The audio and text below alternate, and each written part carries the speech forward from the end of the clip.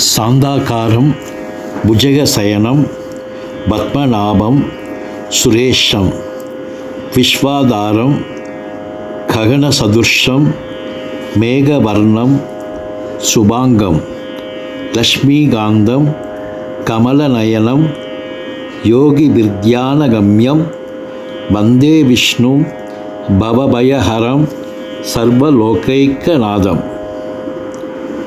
இதோட பொருள் என்னன்னா, சாந்தாகாரம் சாந்தமான வடிவம் கொண்டவர், புஜகசயனம் ஆதிசேஷன் மேல் பள்ளி கொண்டிருப்பவர், பத்மநாபம் தொப்புளில் தாமரை மலரை உடையவர், சுரேஷம் தேவர்களுக்கு தலைவன், விஸ்வாதாரம் உலகத்திற்கு ஆதாரமானவர், ககன சதுர்ஷம் ஆகாயம் போன்ற மேனியர், மேகவர்ணம் மேக நிறம் கொண்டவர், சுபாங்கம் மங்களகரமான உடலமைப்பு கொண்டவர், லக்ஷ்மீகாந்தம் லக்ஷ்மி தேவியின் கணவர், கமல நயனம் தாமரை மலர் போன்ற கண்களை உடையவர், யோகி வித்யானகம்யம் யோகிகளால் தியானிக்கப்படுபவர், வந்தே விஷ்ணு விஷ்ணுவை வணங்குகிறேன்,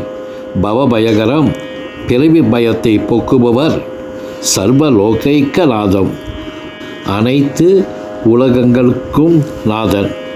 இந்த மந்திரத்தை தினமும் பாராயணம் செய்வது மனதில் அமைதியையும் பயத்தையும் போக்கி தைரியத்தையும் தரும் என நம்பப்படுகிறது. மறுபடியும் அந்த ஸ்லோகத்தை மட்டும் நான் சொல்கிறேன்.